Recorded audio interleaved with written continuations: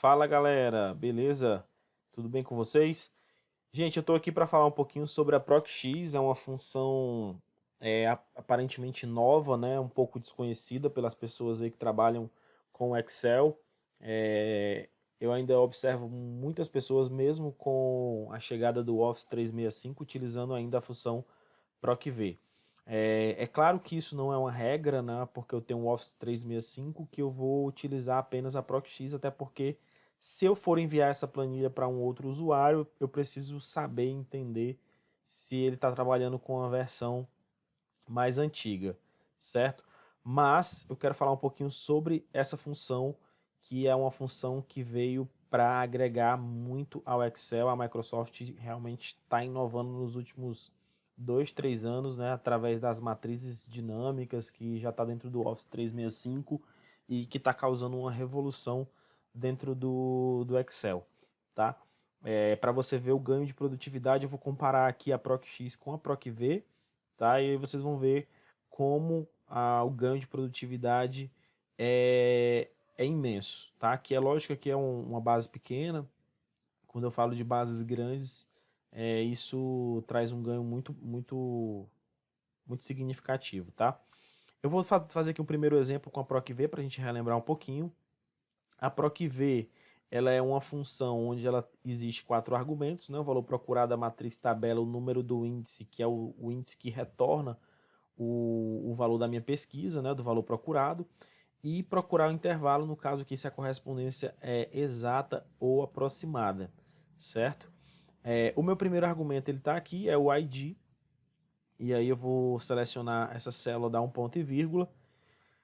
Aqui já vem o primeiro problema relacionado à ProcV, por quê? Porque a ProcV ela sempre vai ler o primeiro campo da minha matriz, ela tem que ser onde está o valor procurado, tá? Então, por exemplo, se eu quisesse encontrar aqui ID, eu estou querendo encontrar o nome, se o ID tivesse à direita da coluna do nome, eu já não conseguiria utilizar a ProcV, eu teria que sair aqui provavelmente pela índice Corresp. Na verdade, daria para utilizar a ProcV também fazendo alguns ajustes dentro da ProcV, tá? Colocando aqui, fazendo ela enxergar qual era a matriz 1 e a matriz 2. Mas é um pouco mais complexo, tá ok? Então a gente vai colocar aqui, selecionar a matriz. A ProcV ela sempre lê da esquerda, que é do valor procurado, para a direita, onde vai ter o valor encontrado. Para isso, ela vai me dar um outro argumento, que é o número do índice. Então, eu vou ter que contar onde está a resposta, né? Onde está o valor que eu estou procurando. No caso aqui, a coluna 1, coluna 2, coluna 3, coluna 4, coluna 5. Então, no meu índice aqui de retorno é 5. Ponto e vírgula, quero correspondência exata, eu coloco um zero aqui para dizer que essa correspondência é exata. No Excel, o verdadeiro é 1, 0 é falso, então como eu quero falso, que é a correspondência exata, eu vou colocar 0. Pode colocar falso também, não tem problema, tá? Você colocar falso aqui, só que para digitar também é um pouco demorado, né? Então geralmente os usuários colocam 0, que é a correspondência exata. E aí aqui eu vou dar um Enter, na hora que eu der um Enter aqui, você vai observar que aí eu já estou com o valor aqui M3253 é a Meg Simpson. O que é que a ProcV faz? Ela vai fazer uma busca dentro dessa primeira coluna do valor procurado, e aí quando ela encontrar, ela vai vir para a direita 5 colunas, né? Uma, contando com a primeira, 1, 2, 3, 4, 5, e aí ela vai encontrar. Simples assim. Aí eu arrasto esse valorzinho aqui para baixo, para ele poder me dar dos outros IDs. Se você observar aqui, ele deu um erro de não disponível, né? Ou seja, ele não encontrou esse ID dentro dessa matriz, certo? E aí o que acontece? Esse erro, para ser tratado, você precisa utilizar uma função aninhada, né? Que é uma função na frente da ProcV, que é a se-erro, tá? Você vai colocar aqui o valor é a própria função. Quando esse valor der algum tipo de erro, aí ele vai assumir qual valor. No caso aqui, o erro de não disponível, ele vai colocar aqui uma aspas, ele vai colocar um hífen, tá? Vou colocar aqui só um hífen, como é um texto, eu preciso colocar dentro de aspas duplas, tá? Aqui o primeiro valor foi encontrado, vou arrastar a fórmula para baixo, você vai ver que vai ficar aqui o hífenzinho quando ele estiver encontrando o valor de não disponível. Significa dizer que esse ID ele não encontra-se aqui nessa tabela, tá? Nessa matriz. Agora eu vou utilizar a PROC-X, tá?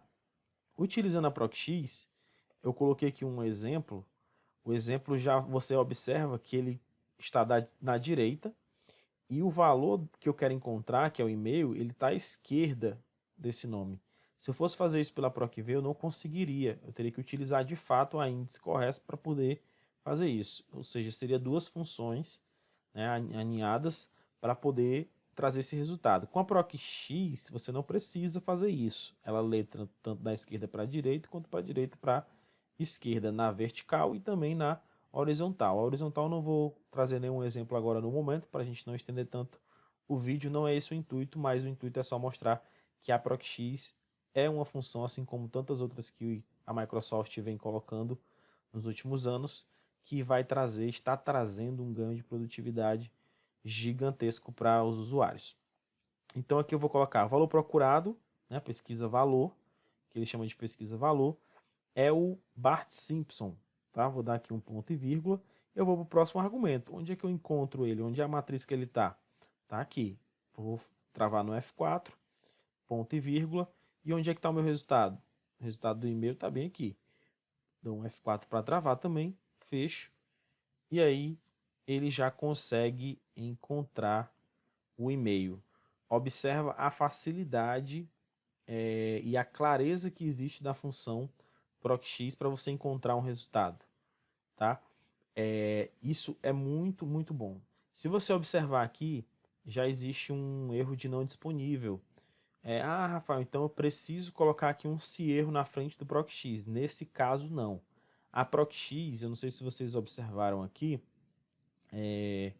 vou dar aqui um ponto e vírgula, aí você vai observar que ele vai para o se não encontrado.